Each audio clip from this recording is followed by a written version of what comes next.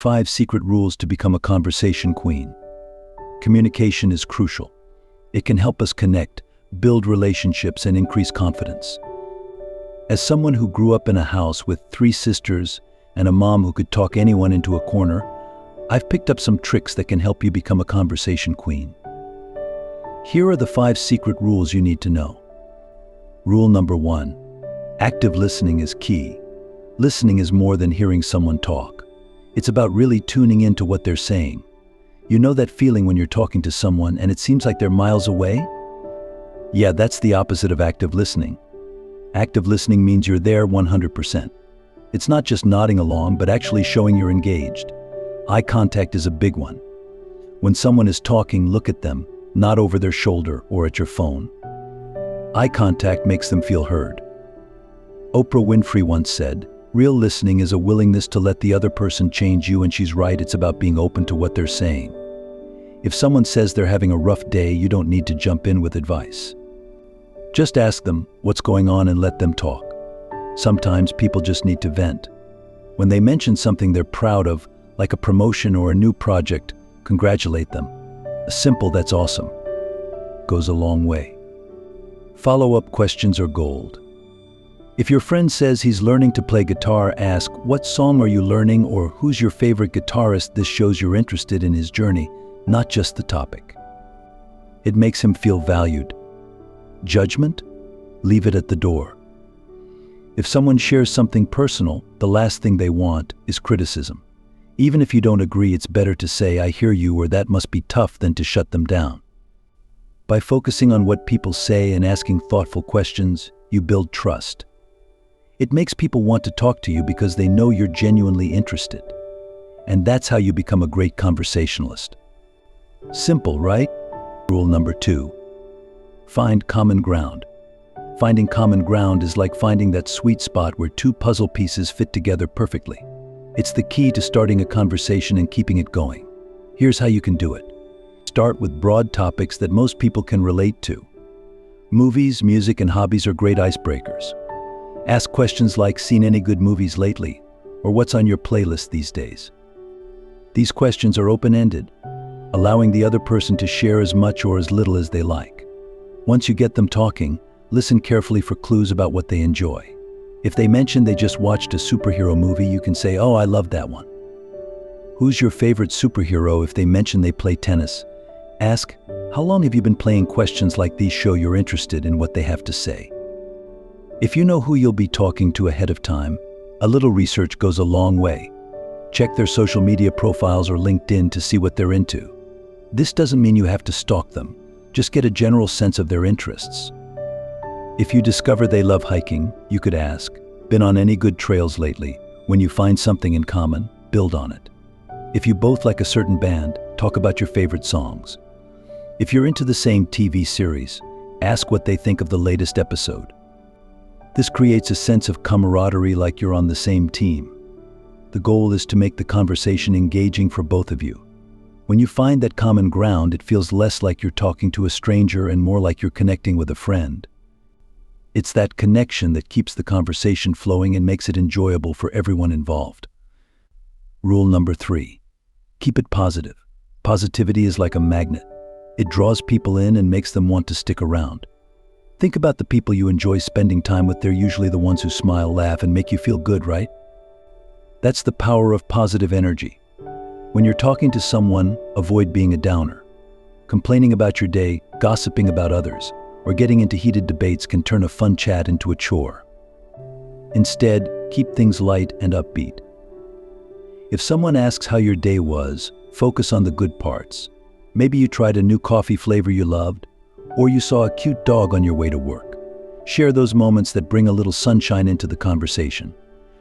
Compliments are an easy way to spread positivity. If someone has a great hairstyle, tell them. If they're wearing cool shoes, point it out. Genuine compliments make people feel seen and appreciated. And you don't have to go overboard, just be sincere. Laughter is another fantastic way to keep things positive. Share a funny story or joke, even if it's a little cheesy. Laughter breaks the ice and makes people feel more at ease. Plus, it's hard not to smile when someone else is laughing. If you sense the conversation veering into negative territory, steer it back on track. If someone starts gossiping, change the subject by asking about their weekend plans or favorite TV shows. If a controversial topic comes up, it's okay to say, let's keep it light, and pivot to something more positive.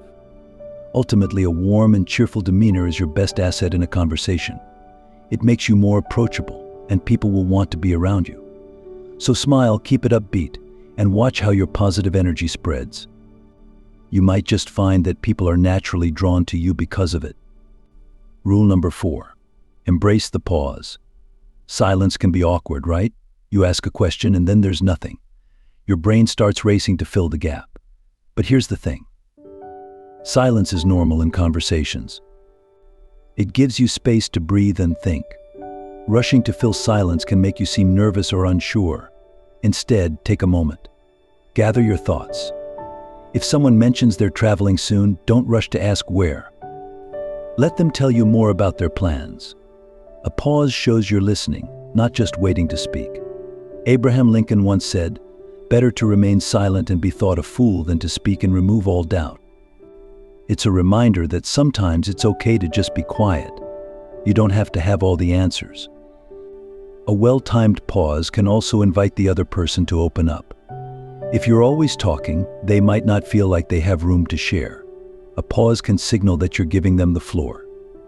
Next time there's a lull in the conversation, resist the urge to jump in. Just relax and see where it goes. You might be surprised at how much more natural the conversation feels. Plus, it shows you're not trying to dominate. That's refreshing. Rule number 5. End on a high note. When you end a conversation, think about how you want the other person to feel. A memorable ending can make all the difference. You know how sometimes you leave a party or hang up the phone and it just feels blah? That's what you want to avoid. Instead, aim to leave a positive mark. Express gratitude. If you're at a party, thank the host. Something simple like, "Thanks for inviting me. I had a great time," goes a long way. If you're wrapping up a phone call, say something like, "Thanks for chatting with me. It was great catching up." This makes the other person feel appreciated. Share a memorable moment from your conversation. Maybe you both laughed about a shared experience, or you learned something interesting from them. Bring it up at the end. "I loved hearing about your trip to Italy. It sounds amazing." It shows that you were listening and that you valued what they had to say. Offer a genuine compliment.